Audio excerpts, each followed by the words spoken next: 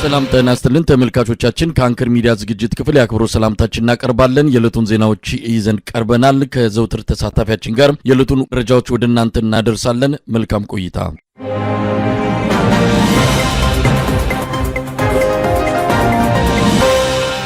ሶስተኛ ሳምንቱን የያዘው የኢትዮጵያ የጤና ባለሙያዎች የሥራ ማቆም አድማ የፊታችን ረቡዕ ቀነ ገደብ በማስቀመጥ ለአብይ አህመድ አገዛዝ ጥሪ አደረገ። በጥሪው መሰረት ከረቡዕ በኋላ አገዛዙ ትርጉም ወዳለው ድርድር የማይገባ ከሆነ የሥራ ማቆም አድማውን አጠናክሮ በመቀጠል በመላው ኢትዮጵያ አድማው እንደሚካሄድ ነው የጤና ባለሙያዎችን ንቅናቄ የሚመራው አካል ያስታወቀው። ትርጉም ያለው ድርድር ካልተጀመረና ለሚፈጸመው ወይም ደርሰው አደጋ በሙሉ ተጠያቂው የአብይ አህመድ አገዛዝ እንደሚሆንም ተመልክቷል። በጤና ባለሙያዎች የተደረገውን የሥራ ማቆም አድማ አጠቃላይ ወቅታዊ ሁኔታውን በተመለከተ የዘውትር ተሳታፊያችን መስመር ላይ አለ።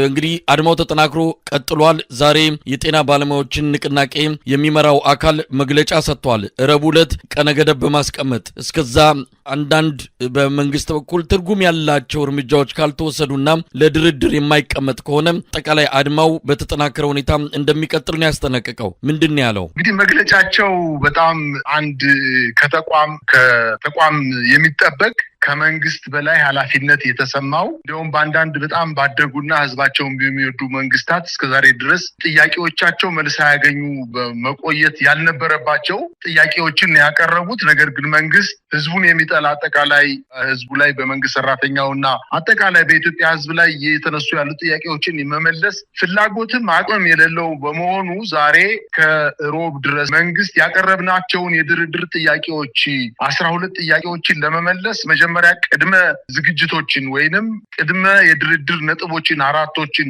መልሶ ወደ ድርድር ማይመጣ ከሆነ አጠናክረን የምንቀጥል መሆናችንን እናስገነዝባለን በማለት ተጨማሪ የአድማ ቀናቶችን ሊሄዱ እንደሚችሉና መንግስት ደግሞ እስካሁን ድረስ ምንም አይነት ምላሽ እንዳልሰጠ እና ለመስጠትም ፍላጎት የሌለው መንግስት መሆኑንና በአንዳንድ ሆስፒታሎች አካባቢም እንዲሁ ሕክምና ሙያ የሌላቸውን ጋውን አልብሶ ወደ ሆስፒታል አስገብቶ እንቅስቃሴ ያደረገ ቢሆንም ለዚህ መልስ ጥያቄዎችን መመለስ ያልቻለና በዚህ መንገድ የነሱን ጥያቄ አኮስምኜ እነሱን አሸማቅቄ ወደ ማዕከል አመጣቸዋለሁ ብሎ ያሰበው ውድቅ ሆኖበታል። ፍርድ ቤት ከሷቸዋል። የፍርድ ቤት ክሱን በተመለከተ ምንም አይነት ወደኋላ ፈርተው የተመለሱ አይደለም። እንዲያውም አልፈው ከባባድ መልሶችን እየሰጡ እኛ ከምንኖረው ኑሮ በላይ አይሆንብንም፣ እስራቱም ይሁን ግርፋት መራብም ሆነ መታረዝ ለኛ አዲሳችን አይደለም በማለት ጠንካራ ጥያቄዎችን እና መልሶችን በመስጠት እስካሁን ድረስ በአድማው እንደቀጠሉ እንደሚገኙና ከነገ ወዲያ ጀምሮ ደግሞ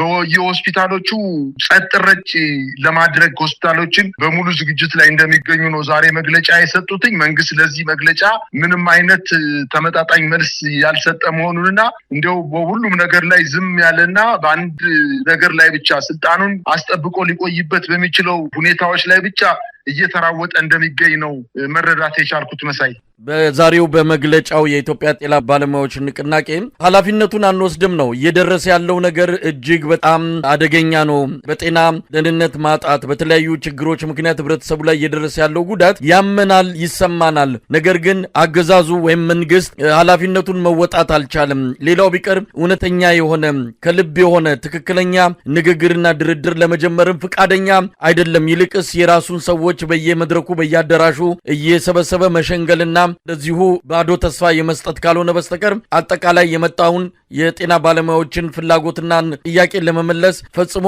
አልተዘጋጀም፣ ፍላጎትም የለም ነው የሚል ነገር የተነሳው። በተለያየ መልኩ የቀጠለው አድማ እንደዚሁ በህብረተሰቡ ላይ ከፍተኛ የሆነ ችግር እየፈጠረ ነው። እስከዛሬም ድረስ የሌሎችን ስራ እየደረቡ እየሰሩ የነበሩት ሲኒየር ሐኪሞችም አሁን ስራውን መስራት ከማይችሉበት ደረጃ ላይ መድረሳቸውን እየገለጹ ነው የሚገኙት። እንግዲህ ረቡዕ ዕለት የመጨረሻ ቀነ ገደብ ተቀምጧል። ከዛ ድረስ ምላሽ ካልሰጠ ወደ ድርድር ካልገባም የሥራ ማቆም አድማው በመጠንም በአይነትም እንደሚጨምር ነው የገለጹት። ምን ልናይ እንችላለን? እነዚህ የጤና ባለሙያዎች በብዙ ነገራቸው አጠቃላይ ከመንግስት ጋር ንጽጽሩ ስናስገባው በአስተሳሰብም ለሀገር በማሰብም እችን ሀገር እንደው ኃላፊነት ተሰምቷቸው እችን ሀገር ለመጥቀም በሚያደርጉት እንቅስቃሴ ከመንግስት በልጠው ነው የታዩ። እንደው አጠፉ እንኳን ብንል በጥፋታቸው አንድም የኢትዮጵያ ዜጋ እየወቀሳቸው አይደለም። ከስርዓቱ ካድሬዎች እናንተ እንደምትለው ሁሌ ደሴት ላይ ተቀምጠው የራሳቸውን ጥቅምና ፍላጎት ለመፈጸም እንቅስቃሴ ከሚያደርገው ከብልጽግና አመራሮች ውጪ የኢትዮጵያ ሕዝብ በሙሉ ከጎናቸው ነው የሚገኘው። በአንዳንድ ሀገሮች ጎረቤት ሀገራት በነፃ መኪና ካልገባልን ብለው አድማ ሲያደርጉ ወዲያው ነው መንግስት ምላሽ ይሰጣቸው። በብዙ ሀገሮች የተማሩ ሰዎች ሎጂካል ናቸው።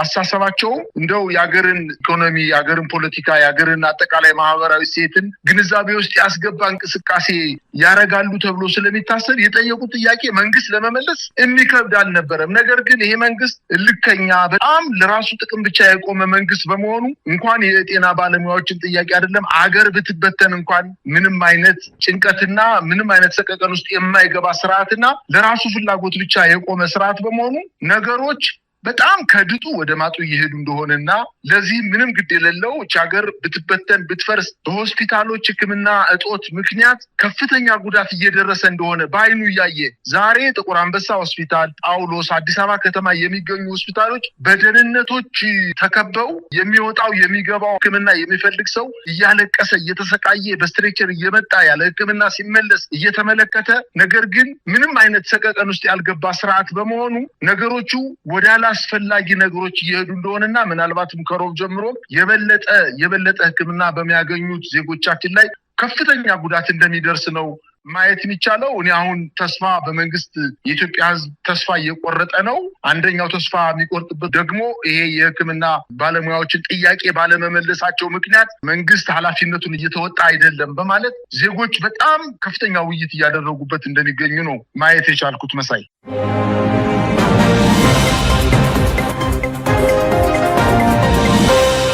በተለያዩ የአማራ ክልል አካባቢዎች የሚደረገው የህልውና ተጋድሎ በቀጠለበት በዚህ ወቅት የአብይ አህመድ መከላከያ ሰራዊት በርካታ ድሎች ቀንቶኛል ሲል ዛሬ መግለጫ ሰጥቷል። በጎንደርና በወሎ የአማራ ፋኖ ላይ ከባድ ኪሳራ አድርሻለሁ ሲል መከላከያ ሰራዊቱ መግለጫ ሰጥቷል። በሌላ በኩል ከፋኖ የተለያዩ ቀጠናዎች ለአንከር ሚዲያ በደረሰው መረጃ በአገዛዙ ጥምር ሰራዊት ላይ እየተወሰደ ባለው የማጥቃት እርምጃ ከፍተኛ ድሎች የተገኙ ሲሆን በአገዛዙ ሰራዊት ላይ በሰውና በጦር መሳሪያው ላይ ኪሳራ ማድረሱን ነው በመረጃው የተመለከተው። በሌላ በኩል የአብይ አህመድ አገዛዝ በትግራይና በአማራ ተወላጆች መሃል ግጭት ለመፍጠር ያለመ እርምጃ እየወሰደ መሆኑን በመጥቀስ በአማራ ፋኖ ብሔራዊ ኃይል የወሎ ቀጠና መግለጫ አውጥቷል። በመግለጫውም የትግራይ ተወላጅ የሆኑ የመኪና አሽከርካሪዎችን በመግደል በፋኖና በትግራይ ተወላጆች መሃል ግጭት ለመፍጠር አገዛዙ በሰፊው እየሰራ እንደሆነ በመግለጽ ጥንቃቄ እንዲደረግ ጥሪ አድርጓል።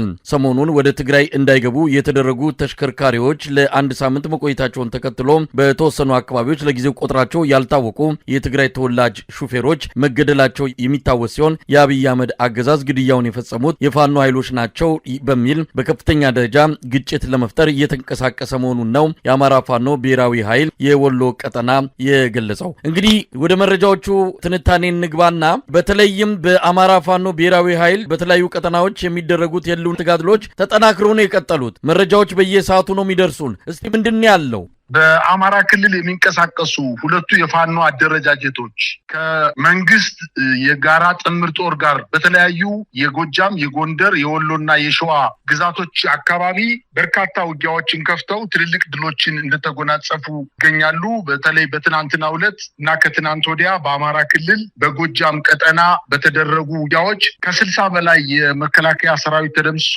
ከ40 በላይ የመከላከያ ሰራዊት አባላት እጅ እንደሰጡ በትናንትናው ዕለት የተዘገበ ጉዳይ ቢሆንም ዛሬም በተለያዩ አካባቢዎች ውጊያው እንደቀጠለ ይገኛል። በተለይ በዛሬው ዕለት በማዕከላዊ ጎንደር በደንቢያ ወረዳ ሰቀልት፣ መቆያ ማርያም፣ አይምባና ቆላድባ ከተሞች ላይ በተመሳሳይ ሰዓት በአማራ ፋኖ ጠቅላይ ግዛት እዝ የሚገኙ አይሸሽም ብርጌድ በአገዛዙ ጦር ላይ ከባድ የተባለ ማጥቃት አድርጎ ድል ተጎናጽፏል። በተለይ ከጎንደር ከተማ 15 ኪሎ ሜትር ርቀት ላይ በምትገኘው አይምባና መቆሚያ ማርያም ከተባሉ ቦታዎች ላይ በተፈጸመ ማጥቃት በስፍራው መሽጎ በነበረው የአገዛዙ ጥምር ጦር ላይ ከባድ ጉዳት ደርሶ ከቦታው እንደሸሸ የአካባቢው ነዋሪዎች ለአንከር ሚዲያ ገልጸዋል። በተደረገው ውጊያ በርካታ የመከላከያ እና የአድማ ብተና እንዲሁም የሚኒሻ አባላቱ ተመተው አስክሬናቸው ወድቆ ይታያል በማለት የአካባቢው የዜና ምንጮቻችን አስረድተዋል። ይህ በእንዲህ እንዳለ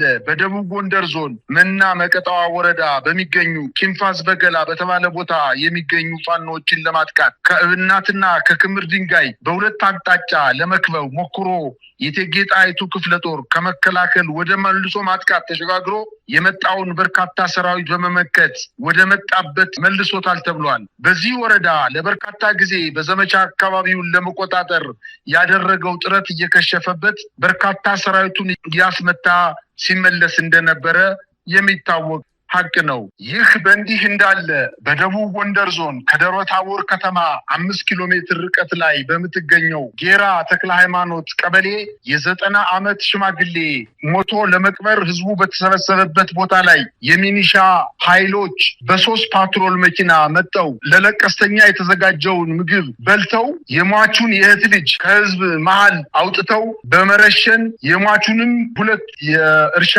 በሬዎችን እንዲሁ ነርተው ወደ ደብረ ታቦር ከተማ እንደተመለሱና ባሏ የሞተባት እና ባሏን የቀበረችው እናት ልጇንም እንዲሁ ረሽነውባት በመሄዷ በአንድ ቀን ባሏንና ልጇን ያጣች መሆኑና በዚህም የዛ አካባቢ ውስጥ ከፍተኛ ብስጭት ውስጥ እንደገባና የቃታ ብረት ወይንም የጥጃ ብረታቸውን አንስተው ከፋኖ ኃይሎች ጋር ተቀላቅለው ለመዋጋት በርካታ አባት የግል መሳሪያ ያላቸው አባት ወታደሮች ወይም አባት አርበኞች ወደ ፋኖ እንደተቀላቀሉ የደረሰኝ መረጃ ያመላክታል። እንዲሁም ይህ በእንዲህ እንዳለ የአማራ ፋኖ ብሔራዊ ኃይል ከባህር ዳር ከተማ በቅርብ ርቀት በአቸፈር ወረዳ ስር የማራ መድኃኔዓለም ከተባለ ቦታ ላይ የጎጃም አገው ምድር ክፍለ ጦር አቤ ጎበኛ ብርጌድ ባደረገው እልህ አስጨራሽ ውጊያ ከ24 በላይ የአገዛዙን ጦር በመደምሰስ ከ42 በላይ ማቁሰሉንና በተደረገው ማጥቃት እንቅስቃሴ 2 ብሬን ጨምሮ 15 ክላሽንኮቭ ከበርካታ ተተኳሽ ጋር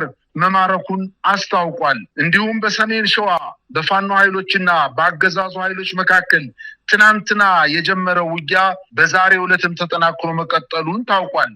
በተለይ ሀገረ ማርያምና በረህት ቀጠና ጉርጎ፣ ድሬ፣ አብሎሽና አቤ ጎርቦ በተባሉ አካባቢዎች ከባድ ውጊያ ሲደረግ መዋሉን እና የአገዛዙ ጦር አካባቢውን ለመቆጣጠር በርካታ ኃይሉን ይዞ ውጊያ የከፈተ ቢሆንም ከፋኖ ኃይሎች ጠንካራ መከላከል እና መልሶ ማጥቃት ገጥሞት ተበትኖ ከአካባቢው መሸሹን ለማወቅ ተችሏል። በአማራ ፋኖ ብሔራዊ ኃይል ከሰም ክፍለ ጦር እንዳስታወቀው የአገዛዙ መከላከያ ኃይል ወደ ቀጠናው ሲመጣ በርካታ የሚሊሻና የፖሊስ አባላቱን ከፊት ለፊት አሰልፎ በመምጣት በእነዚህ ኃይሎች ላይ በርካታ ጉዳት መድረሱን አስታውቋል። የከሰም ክፍለ ጦር ህዝብ ግንኙነት እንደተናገረው ከሆነ ዛሬም በውጊያው በበረህት፣ አሳግርት፣ ምንጃር አካባቢዎች ውጊያው እንደቀጠለ መሆኑን አስታውቀዋል። እንዲሁም በትናንትናው ዕለት የአማራ ክልል ከፍተኛ የብልጽግና አመራሮች ከክልሉ የኮማንድ ፖስት ወታደራዊ አመራሮች ጋር በመቀናጀት ህዝባዊ ውይይት ለማድረግ የሞከሩ ሲሆን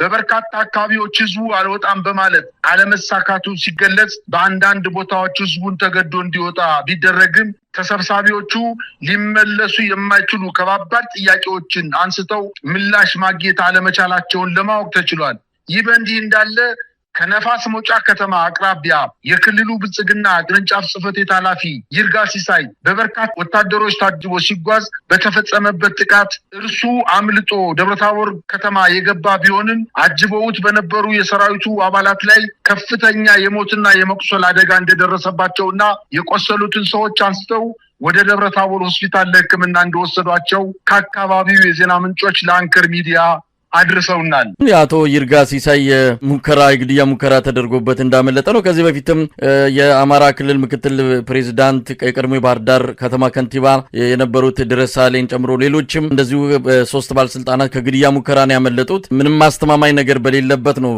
በተለያዩ መድረኮች ላይ የተገኙ ክልሉን ተቆጣጥረናል፣ የትኛውም የአማራ ክልል ጫፍ በሰላም ወጥቶ መግባት ይቻላል የሚል ለራሳቸውም ያልሆነውን ሰላም ህብረተሰቡን እንዲህ በዚህ አይነት መልኩ ስብከት ያቀረቡ የሚገኙት። ለማንኛውም በወሎ ያለውን ሁኔታ እንመልከት። ሰሞኑን በርካታ የትግራይ ተወላጅ የሆኑ ሹፌሮችን መከላከያ ሰራዊቱ ገለዋል፣ የአብይ አህመድ ሰራዊት። ይህንን ግን በፋኖዎች ላይ በማላከክ በሁለቱ ህዝቦች መሃል በትግራይና በአማራ መሃል ግጭት ለመፍጠር እየተሞከረ ነው። ነገር ግን የአማራ ፋኖ ብሔራዊ ኃይል የወሎ ቀጠና ይህንን በማጋለጥ ሁለቱ ህዝቦች ነቅተው አብይን ሴራ እንዲያከሽፉ ነው ጥሪ ያደረገው። በትግራይ ክልል ጊዜያዊ አስተዳደር በኩል እንደተገለጸው ከሆነ ለአንድ ሳምንት ያህል ገደማ ታግደው የነበሩት የተለያዩ ጭነት የጫኑ ተሽከርካሪዎች ከትላንት ጀምሮ መፈቀዱንና መግባታቸውን ነው ያሳወቀው። ነገር ግን ይሄ በአገዛዙ የትግራይ ተወላጅ ሹፌሮች ላይ የተፈጸመው ግድያ ግን ምናልባትም ነገ ከነጎዲያ በሰፊው ምርመራ ሊደረግበት ይገባዋል። ከ4 እና ከ5 ቀን በፊት በቆቦ ከተማ የአማራ ክልል ብልጽግና ወይም የአማራ ክልል መስተዳደር የህዝብ ግንኙነት ኃላፊ የሆነው ቆቦ ከተማ ላይ ህወሓቶችን ፋኖች እዛ አካባቢ ራያ አካባቢ አላማጣ ዋጃ አካባቢ ፋኖ እዛው እያለ የህወሓት ኃይሎች ምሽግ እየቆፈሩ ህዝቡን ከፍተኛ የሆነ በደል ሲፈጽሙበት እያየ ዝም ነው ያለው። አይዋጉም፣ እነሱን ለምን አይወጓቸውም በማለት ህዝቡን ከፋኖ ኃይሎች ጋር እንዲሁም ከህወሓት ኃይሎች ጋር ለማጋጨት ፍላጎቱንና ምኞቱን ነው የገለጸላቸው። አሁን ዛሬ የሆነው ነገር እኮ ይህ ነው። ከዚህ በፊት ምናልባት የአማራ ክልል ራሱን ችሎ መወሰን የሚችል አቅም የሌለው ቢሆንም ጠቅላይ ሚኒስትሩ እኮ ከዚህ በፊት የሰሜኖች ሰሜን ጠል እንደሆነ እኮ በበርካታ መድረኮች ላይ ተናግሯል። አጠቃላይ የሴሜቲክ የሚባለውን ኃይል በመምታት ደምስሶ የኩሽ ኢምፓየርን ለመመስረት እንቅስቃሴ እያደረገ እንደሆነ በርካታ ምክንያቶችን በርካታ ማሳያዎችን መጥቀስ ይቻላል። ስለዚህ አጠቃላይ የትግራይና የአማራን ህዝብ የኤርትራና የትግራይን ህዝብ አጠቃላይ ሰሜንን ከሰሜኑ ጋር በማጋጨት የአገዛዝ ዘመኑን ለማራዘም ከፍተኛ እንቅስቃሴ እያደረገ እንደሆነና ለዚህም የአማራ ክልል ምስልን ያስተዳደርም ራሱ ተባባሪ እንደሆነ ቆቦ ከተማ ላይ የተደረገው ዲስኩር እኮ አንዱ ማሳያና መገለጫ ነው። ይሄ ነገር ግን አልተሳካ ላቸውም። ፋኖች ጠላታቸው ማን እንደሆነ ጠንቅቀው አውቀዋል። ጠላታቸው ለይተው ለዛ ጠላት ዝግጅት አድርገው የሌላውን በሂደት በውይይት በአጠቃላይ በሀገራዊ ውይይት በሚደረግበት ሰዓት ከወንድሞቻችን ከትግራይ ተወላጆችም ጋር ይሁን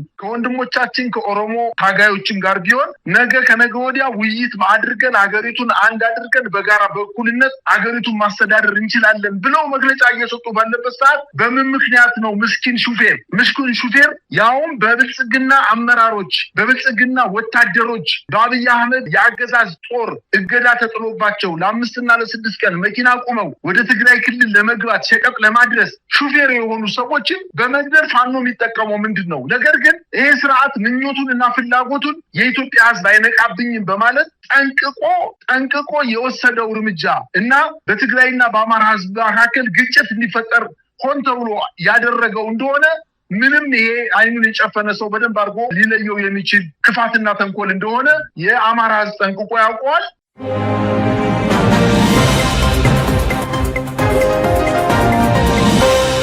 ይህ በእንዲህ እንዳለ የአብይ አህመድ አገዛዝ በኦሮሚያ ክልል ከቀበሌ እስከ ወረዳ ድረስ የሚገኙ የብልጽግና የተለያዩ ተሿሚዎችን ወደ አዋሽ በማስገባት ስልጠና የሚሰጥበት ሁኔታ ከፍተኛ የህይወት አደጋ እያስከተለ መሆኑ ተገለጸ። በእስካሁን ከ30 በላይ የብልጽግና የቀበሌና የወረዳ አመራሮች በስልጠና ላይ ያሉ ህይወታቸው ማለፉን ያገኘነው መረጃ ያመለክታል። በየዕለቱ የሚሞቱት አመራሮች ቁጥር እየጨመረ እንደመጣና ከገቡት ከ10 ሺህ በላይ የወረዳና የቀበሌ አመራሮች መሃል ከ1000 በላይ የሚሆኑት በተለያዩ አጋጣሚዎች አምልጠው መጥፋታቸው ታውቋል። በአሁኑ ሰዓት በተለያዩ የአካባቢ ሕክምና ቦታዎችና በማሰልጠኛ ጣቢያ በሚገኘው ክሊኒክ ከፍተኛ ቁጥር ያለው ሰልጣኝ ሕክምና እየተከታተለ እንዳለም ተመልክቷል። ስልጠናው ለ45 ቀናት የታሰበ ቢሆንም በአንድ ወርና ከዛ በታች እንዲጠናቀቅ በመወሰኑ ሰልጣኞች በአጭር ጊዜ ውስጥ ካምፑን ለቀው ሊወጡ እንደሚችሉ ነው ያገኘነው መረጃ የሚያመለክተው። በሌላ በኩል በአስገዳጅ ሁኔታ ህጻናት ወታደሮችን ከየቤቱና ከተለያዩ ቦታዎች በማፈስ ወደ ተለያዩ ማሰልጠኛ ቦታዎች በማስገባት ስልጠና እየሰጠ የሚገኘው የአብይ አህመድ አገዛዝ እየጠፉ ባሉ ምልምል ሰልጣኞች ምክንያት ከፍተኛ የሆነ መደናገጥ ውስጥ መግባቱን ያገኘነው መረጃ ያመለክታል። በየማሰልጠኛ ጣቢያ የገቡት ምልምል ወታደሮች ባገኙት አጋጣሚ ከማሰልጠኛ ጣቢያዎቹ እየጠፉ መሆናቸውም ተመልክቷል። በተለይ ህጻናት ወታደሮች 2 እና 3 በመሆን በተለያዩ ትራንስፖርት አማራጮች ወደ የቤተሰቦቻቸው እየሄዱ እንዳለም ነው ያገኘነው መረጃ የሚያመለክተው። እንግዲህ በዚህ ጉዳይ ላይ የደረሱን መረጃዎች እንደሚያመለክቱት በተለይ ወደ አዋሽ ማሰልጠኛ ካምፕ የገቡት የብልጽግና የወረዳና የቀበሌ አመራሮች ስልጠናውን መጨረስ አይደለም በህይወት መቆየት አልቻሉም። እስካሁን ባለው መረጃ የሞቱት ሰዎች ቁጥር ከ30 በላይ ደርሷል። ያመለጡት ደግሞ ከ1000 በላይ። አሁንም በሕክምና ላይ የሚገኙት በርካቶች ናቸው። ምን ማለት ይቻላል? መሳይ እንደው አንዳንድ ጊዜ በሰው መፍረድ አይሁን እንጂ ይሄ መከላከያ ሰራዊቱ በእንደዚህ አይነት በጣም ባልተሟላ ሁኔታ ስልጠና ጣቢያ ገብቶ እንዴት ሆኖ ሰልጥኖ እንደሚወጣ፣ እንዴት ሆኖ ከገባው ሰራዊት ውስጥ ሞቶ እንደሚወጣ፣ ተርቦ እንደሚወጣ፣ በጣም በችግር ያለ ፍላጎቱ ስልጠና ወስዶ እንደሚወጣ የብልጽግና አመራሮች እዚህ ወታደራዊ ማሰልጠኛ ገብተው የአየሩ ሁኔታ፣ የምግቡን ሁኔታ፣ አጠቃላይ የስልጠናውን የእንቅልፍ ማጣቱን፣ የጉልበት ሩጫውን እንቅልፍ ማጣቱን ሁሉ አይተው እንዲገነዘቡ ለማድረግ ትልቅ ደስታ ነው የሚፈጥረው። እነዚህ ሰዎች ግን ያለ ፍላጎታቸው መግባታቸው ከዚህ በፊት ኑሯቸው በጣም የተደላደለ ስጋ በልተው ውስኪ ጠጥተው በተደላደለ ኑሮ እየኖሩ በእግራቸው የማይሄዱ በመኪና የሚሄዱ ቦርጫም የሆኑ አመራሮች እዛ ወረዳ ላይ ሲበዘብዙ የነበሩ ሰዎች አሁን ዛሬ በከፍተኛ ሙቀት ባለበት ወታደራዊ ማሰልጠኛ ገብተው በመሞታቸው ምንም የሚጠበቅ ነገር ነው። ነገር ግን እንደው የዚህ መንግስት አጠቃላይ ሁኔታ ግን አህያ ወደ ሊጥ ውሻ ወደ ግጦሽ የሚባል አባባል አለ።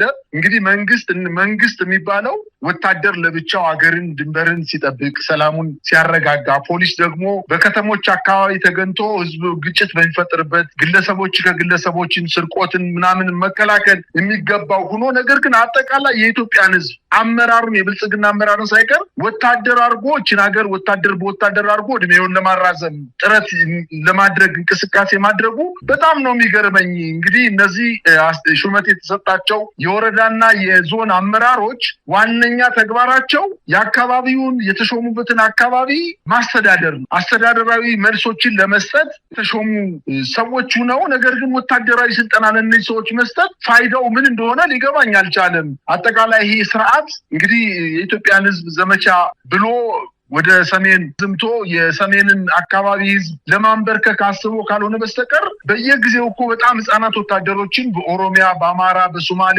በአጠቃላይ በኢትዮጵያ ህዝብ ዘንድ 12 እና 10 ዓመት የሚሆናቸውን ህጻናቶችን አፍኖ ወስዶ ወታደራዊ ማሰልጠኛዎች እኮ ሙሉ ናቸው በአሁኑ ሰዓት። ስለዚህ ምን አስቦ እንደሆነ ሊገባኝ አልቻለም። ግን እነዚህ ፖለቲካ አመራሮች አስተዳደራዊ ሰራተኞች በማሰልጠኛ ጣቢያ ገብተው ከ1000 በላይ እንደጠፉና ከዛም በላይ ታመው ሆስፒታል እንደገቡ፣ ቀሪዎቹ ደግሞ ከ31 በላይ ደግሞ ህይወታቸው እንዳለፈ ተገልጿል። እንግዲህ ይሄ የብልጽግናን አጠቃላይ የስርዓት መበስበስና መግባት የሚያሳይ ዋነኛ ምልክት ነው ማለት ይቻላል።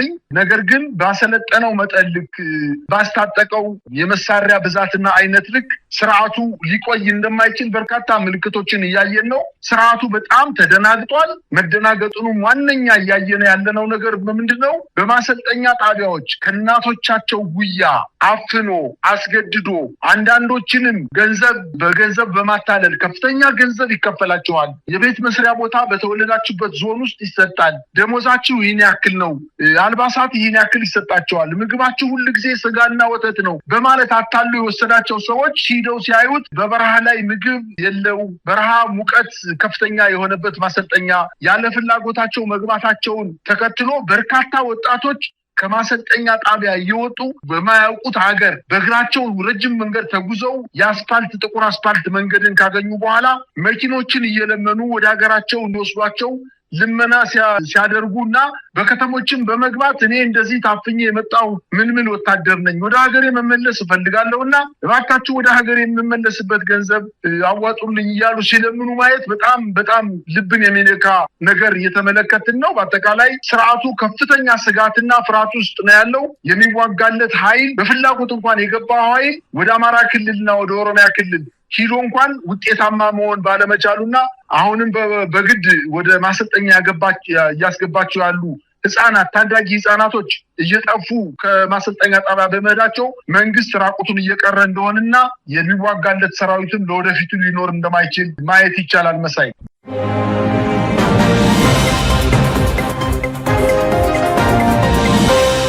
በአብይ አህመድ የተላኩት የብሔራዊ መረጃ ደህንነት ኃላፊ አምባሳደር ሬድዋን ሁሴንና የአብይ አህመድ የምስራቅ አፍሪካ አማካሪ አቶ ጌታቸው ረዳ የሱዳኑን መሪ ጀነራል አልቡርሃንን እንዳላገኟቸው ተገለጸ። ጀነራል አልቡርሃን በአብይ የተላኩትን መልእክተኞች እንደማይቀበሉ በመግለጻቸው ከበታች ባሉ አንድ ኃላፊ አማካይነት ደብዳቤውን እንዲሰጡ አድርገው የአብይ መልእክተኞች ለኢትዮጵያ እንዲመለሱ መደረጉን ነው ያገኘነው መረጃ የሚያመለክተው። የሱዳኑ መሪ ጀነራል አልቡርሃን በቅርቡ ወደ ኤርትራ በማቅናት ለኤርትራ ሕዝብና መንግስት ምስጋና ያቀረቡ ሲሆን የአብይ አህመድ አገዛዝ በቀጥታ በሱዳን ጦርነት ውስጥ ጣልቃ በመግባት ለተቀናቃኙ የፈጥኖ ደራሽ ኃይል አዛዥ የተለያዩ ድጋፎችን በማድረጋቸው በአልቡርሃን ዘንድ ከፍተኛ የሆነ ተቃውሞ ሲቀርብ እንደነበረ የሚታወስ ነው። በተለይም የተባበሩት አረብ ኤሚሬትስ ወኪል በመሆን አብይ አህመድ በሱዳኑ ጦርነት ውስጥ ጣልቃ መግባቱ ያስቆጣቸው ጀነራል አልቡርሃን ከግብጽና ከኤርትራ በተለያዩ ድጋፎች ጦርነቱን ማሸነፍ በመቻላቸው በአሁኑ ሰዓት አብዛኛውን የሱዳን ግዛት መቆጣጠር እንደቻሉ ነው መረጃዎች የሚያመለክቱት። በአብይ አህመድ የተላኩት ሁለቱ መልእክተኞች ጀነራሉን ሳያገኙ መመለሳቸው ከፍተኛ ዲፕሎማሲያዊ ኪሳራ ተደርጎ ተወስዷል። በቅርቡ አብይ አህመድ ወደ አውሮፓ በማቅናት ከተለያዩ የአውሮፓ ሀገራት መሪዎች ጋር ለመወያየት እቅድ ይዞ የነበረ ቢሆንም ከሰባቱ ሀገራት ሁለቱ ከጎኘ በኋላ ሌሎቹ ፍቃደኛ ባለመሆናቸው ወደ አገር ቤት መመለሱ የሚታወስ ነው። በተለይም የእንግሊዙ ጠቅላይ ሚኒስትር የአብይ አህመድ አገዛዝ የገባበት የሰብአዊ መብት ጥሰት በመኖሩ ለማናገር ፍቃደኛ ባለመሆናቸው አብይ አህመድ ወደ እንግሊዝ ጉብኝት ሳያደርግ እንዲመለስ መደረጉን ነው መረጃዎች የሚያመለክቱት። በእነዚህ ጉዳዮች ዙሪያ የዘውትር ተሳታፊያችን መረጃና አስተያየት ይሰጠናል። እንግዲህ ወደ ሱዳን ያቀኑት ወደ ፖርት ሱዳን ሁለቱ የአብይ አህመድ መልእክተኞች ዋናውን መሪ ወይም ጀነራል አልቡርሃንን አላገኟቸውም። ፍቃደኛ አይደሉም ነው የተባለው። ምን ያመለክታል? ይሄ ከፍተኛ ዲፕሎማሲያዊ ኪሳራ ነው። እውነት ነው በሳይ እንደው ሞኝ ባያፍር የሞኝ ወገን ያፍራል ይባላል። ከዛሬ 10 እና 15 ዓመታት በፊት የኢትዮጵያ መንግስት በቀጠናው ሀገራት በተለይ በአፍሪካ በተለይ ደግሞ በዋናነት ፖለቲካዊና ወታደራዊ አቅማችን እጅግ በጣም ተደማጭነት የነበረው አንዳንድ ሀገሮች ሰላም ባጠራቸው ጊዜ የኢትዮጵያን መከላከያ ሰራዊት እባካችሁ ከእናንተ ውጪ ሌላ አካባቢያችን ሰላም ሊያደርግልን የሚችል የለም በማለት የሱዳንና የደቡብ ሱዳን ግጭትን እንዲሁም የሰሜን ሱዳንና በዳርፉር አካባቢ የነበረውን ግጭትን በሶማሊያ አካባቢ የሶማሊያን ግጭትን እንዲሁም ደቡባዊ አፍሪካ አካባቢ የነበረውን በሩዋንዳ በሌሎችም ሀገሮች ላይ የነበረውን የኢትዮጵያን መንግስት የፖለቲካ ተጽዕኖ ፈጣሪነትና የወታደራዊ አቅምንና ዲሲፕሊን የነበረው በጣም በራሱ የሚተማመን ህዝብ ብቻ ሳይሆን መንግስታት ብቻ ሳይሆን ህዝብም ሌሎች የሀገራት ህዝቡም የሚተማመኑበት ሰራዊት የነበራት ሀገር ዛሬ እርስ በርሱ ጦርነት ላይ ያለ የደከመና በመፍረስ ጫፍ ያለች መንግስት የልኡካን ቡድን ሲላክላት በዝቅተኛ ወታደራዊ አመራሮች አቀባበል ተደርጎ መመለሳችን እነሱ ባያፍሩም እኛ እንሸማቀቃለን፣ እናፍራለን። እውነት ለመናገር ዛሬ ይሄ መንግስት እያደረገ ያለው ነገር ልክ ውቅያኖስ ላይ በጣም በኃይለኛ ማዕበል እየተመታች ያለች ጀልባ አይነት ነገር ባህሪ ነው እያየንበት ያለ ነው። እውነት ለመናገር እኔ በእነዚህ ባለስልጣናት ወንበር ላይ ብቀመጥ እና እነሱ የሰሩትን አይነት ስህተት እንኳን ብሰራ ባለስልጣናቶችን ወደ ፖርት ሱዳን አልልክም። እውነት ለመናገር ምክንያቱም የተሰራባቸውን የሀገር ማፍረስና ክፋት በአብይ አህመድ ሴራ ከተባበሩት አረብ ኤሚሬትስ ጋር በመሆን በኢትዮጵያ በይፋ እኮ ነው ከጅቡቲ አካባቢ የጦር መሳሪያዎች ተጭነው በኮንቮይ መኪናዎች የድሮን ተተኳሾች የከባድ መሳሪያ ተተኳሾች የሚግ ሚሳኤል በአውሮፕላን ላይ የሚተኮሱ ሚሳኤሎች ተጭነው በይፋ የኢትዮጵያ ህዝብ እያያቸው በቤንሻንጉል አድርጎ በሱዳን በመተማ አድርጎ እነዚህ ለተቃዋሚ ኃይሎች ለሱዳን ተቃዋሚ ኃይሎች ለሄሜቲ ፈጥኖ ድራሽ ኃይሎች አሽከር ሆኖ ሲያደርስ የነበረ ስርዓት ዛሬ እነዚህ ኃይሎች ያሸንፋሉ ብሎ የገመተው ስለወደቀበትና በርካታ የሱዳን ቦታዎችን በሽንፈት ለቆ ስለሄደና ነገ አልቡርሃን ተረጋግቶ መንግስት ይሆናልና በመንግስቴ ላይ መልሶ ይመጣብኛል በማለት መልሶ እንደገና የደላላነት አይነት ባህሪ አሳይቶ ልመና በመሄዱ እውነት በጣም እንደ መንግስት ሳይሆን እንደ ህዝብ ኢትዮጵያን ያሳፈረ ድርጊት ነው እየፈጸመ የሚገኘው። ግን ከታሪካችን አንፃር ኢትዮጵያ በዚህ መንግስት ከፍተኛ ውርደት የደረሰባት ጊዜ ላይ ደርሰናል። ተወዳጅ ፖለቲካዊ ተጽዕኖ ፈጣሪ የነበረች ሀገር በዚህ አቅመቢስ በሆነ ስርዓት በተለይ ደግሞ በዋናነት በጠቅላይ ሚኒስትሩ ክፋትና ተንኮል አቅመቢስነት እየተፈጸመብን ያለው ንቀት በጣም የሚያሳምም ድርጊት ነው እየተፈጸመ ያለው። ነገር ግን የኤርትራው ፕሬዝዳንት እንደተናገረው ከሆነ ይሄንን የብልጽግናን ስርዓት የሌሎች ተላላኪ አሽከር ስርዓት ብሎ የገለጸው በትክክል የሚገልጸው እንደሆነ ለማየት ይቻላል። ዛሬ ገና ካርቱምን እንኳን በቅጡ መንግስቱን አደላድሮ ሳይቀመጥ ገና ያሸንፋል ብሎ በመገመት ጠላት ነው ብሎ ጠፋ ሲሰራ የነበረ ስርዓት ዛሬ ገና መንግስቱ በሁለት እግሩና በሶስት በአራት እግሩ ይቆማል ብሎ በመገመት ተመልሶ እንደገና ተገልብጦ ሊያጠፋው የነበረውን ስርዓት ለመደገፍ እና ልመና የሚመስል ነገር ሂዶ ማድረጉ በጣም የሚያሳዝን ነገር ነው። እንደው በአጠቃላይ አቋም የሌለው መንግስት እና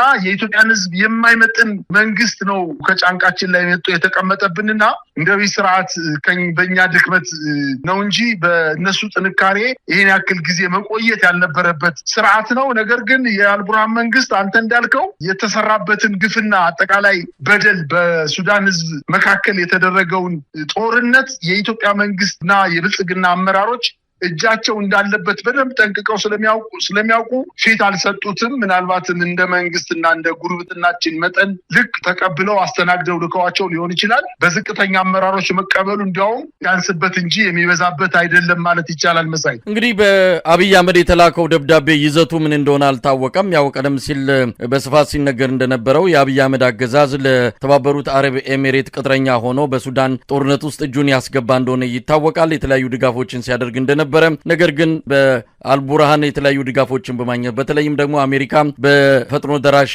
በጀነራል ሄሜቲ ኃይል ላይ ማዕቀብ በመጣሏ የተነሳ አቅሙ እየተዳከመ የአልቡርሃን እየተጠናከረ ሰፊ ግዛቶችን መቆጣጠር የቻሉበት ሁኔታ የአብይ አህመድ አገዛዝ ወደኋላ እንዲያፈገፍግ እና ነገሮችን በተለይም ደግሞ በጎረቤት አገራት ጣልቃ እየገባ እየወሰዳቸው ያለው እርምጃዎች ከኢትዮጵያ አንጻር ምን ያህል ጠቃሚ ነው የሚለውን ነገር መፈተሽ እንኳን በማይችልበት ሁኔታ አገሪቱን ለከፍተኛ የብሔራዊ ደህንነት አደጋ ውስጥ እንደከተታት ነው መረዳት የሚቻለው። እንግዲህ አሁን ካለቀ በኋላ ነገሮች ከረፈደ በኋላ በደብዳቤው ላይ ምን ይዘት እንዳለው ባናውቅም የትብብር ጥያቄ የሚሆን አሁን ሊመጣ የሚችለው ምስራቅ አፍሪካ ላይ በተለይም ከኤርትራ ጋር ሌሎች በቀጠናው ስጋት እየተደረጉ የሚነሱ አይቀሬ ጦርነቶች አሉ። ከዛ ጋር በተያያዘ የሱዳንን ፕሬዝዳንት አቋም ለማወቅ ይሆን ወይም ድጋፍ ለማግኘት የሚታወቅ ነገር የለም። በጀርባ የተወጉት የሱዳኑ መሪ በፊት ለፊት የመጣውን የአብይ አህመድ መልእክተኛ አለመቀበላቸው የሚጠበቅ ነውና በዚህ አንጻር እሳቸው የሰዱት እርምጃ በብዙ የዲፕሎማሲ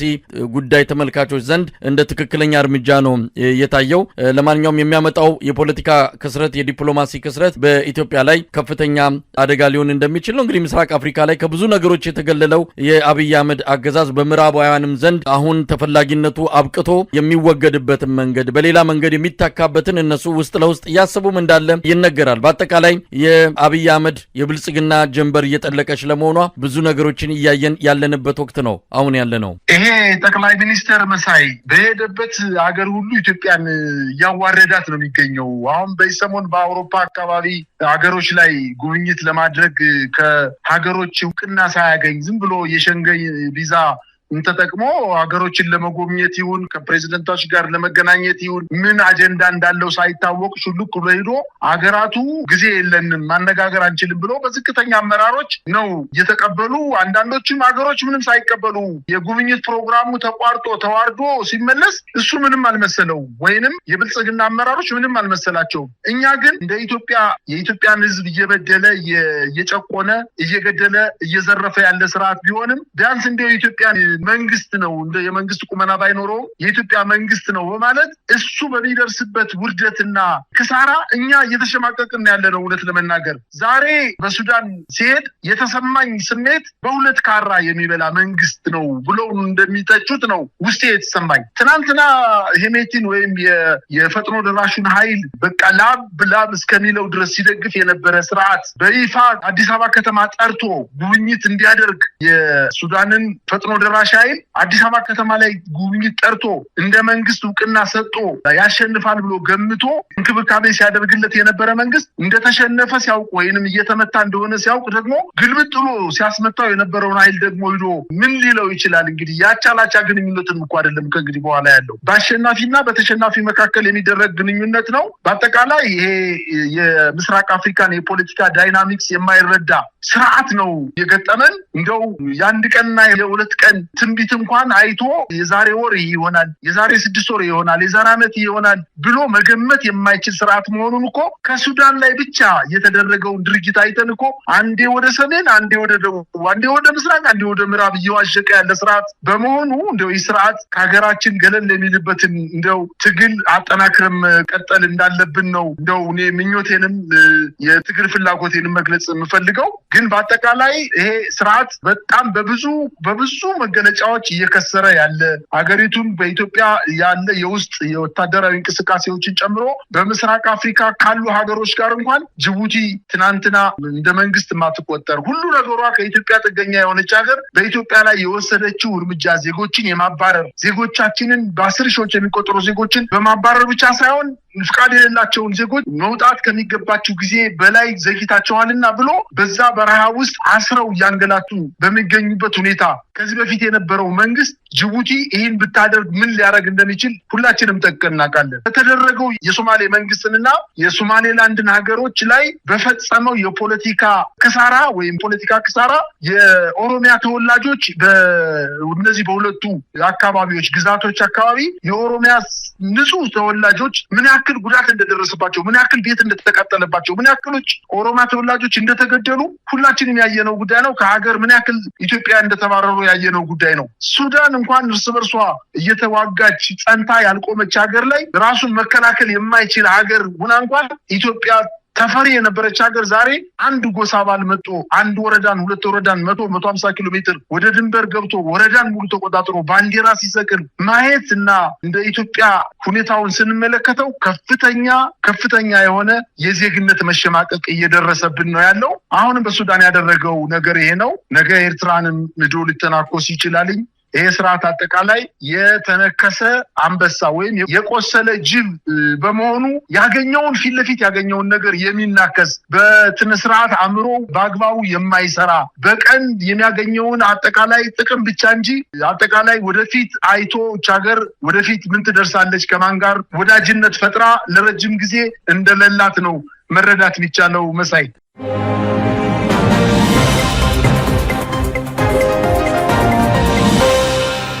አድማጮቻችን ዜናዎቹ እነዚህ ነበሩ። አብራችሁን ስለቆያችሁ ከልብ እናመሰግናለን። ከዘውትር ተሳታፊያችን ጋር በመሆን እሰናበታችኋለሁ። ጤና